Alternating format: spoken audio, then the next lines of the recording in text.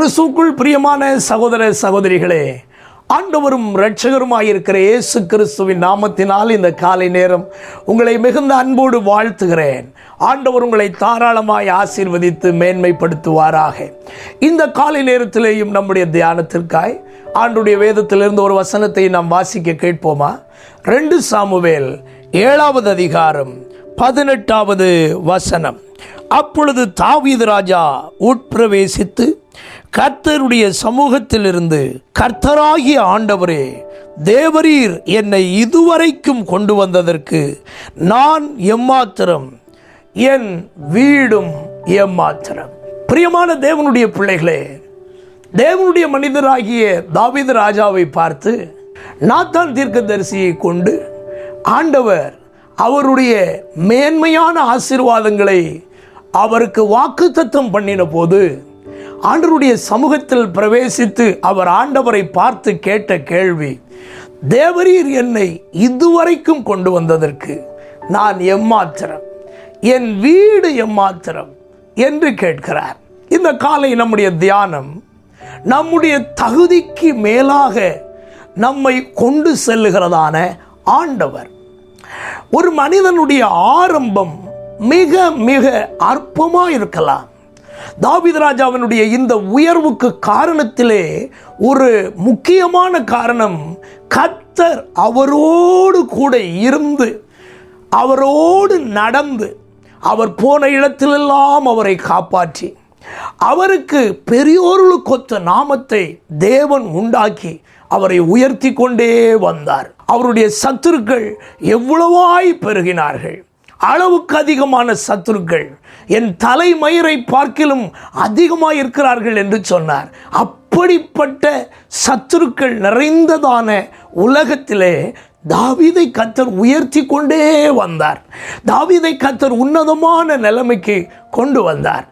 அதற்கு தன்னிடத்திலும் தன் குடும்பத்திலும் யாதொரு தகுதியும் இல்லை என்பதை உணர்ந்துதான் இந்த வார்த்தையை தாவீது ராஜா ஆண்டவரை பார்த்து கேட்கிறார். இந்த காலை நேரத்தில் கூட உங்கள் வாழ்க்கையில் நம்பிக்கையற்றவர்களாய் சோர்ந்து போனீர்களா?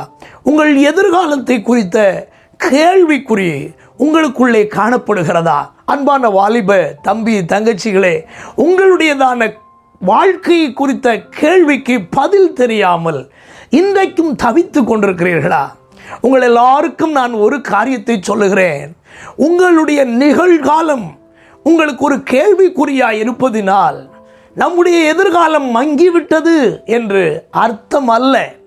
நீங்கள் நினைப்பதை விட, நீங்கள் சிந்திப்பதை விட, நீங்கள் அச்சீவ் பண்ண வேண்டும் என்று எதிர்பார்க்கின்ற அந்த எல்லையை விட கர்த்தர் உங்களை அதிகமான மேன்மைக்கு நேராய் கொண்டு செல்ல வல்லமை உள்ளவராயிருக்கிறார்.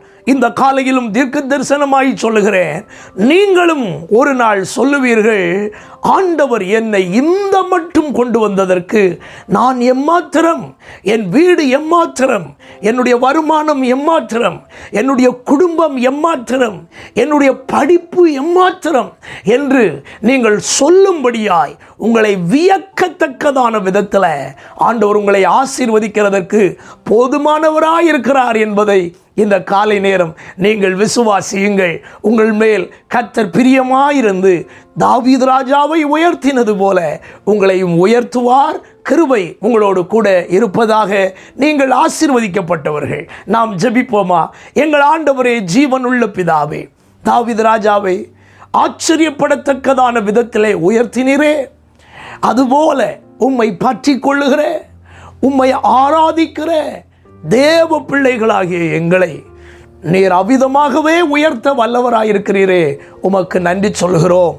தொடர்ந்து நாங்கள் உம்மை பற்றி கொண்டு நாளுக்கு நாள் தாவீது ராஜா விருத்தி அடைந்து மகா பெரியவராய் மாறினது போல நாங்களும் உம்மை பற்றி கொண்டு பெரிய நன்மைகளுக்கு நேராய் நடத்தப்பட கிருபை உண்டாகட்டும் என்று இந்த காலை நேரம் உம்முடைய பாதம் பணிந்து உம்மை நாங்கள் வேண்டிக் கொள்கிறோம். தகப்பனே, தொடர்ந்து இந்த நாளையும் எங்களுக்கு ஆசீர்வாதமாய் மாற்றித்தாங்க.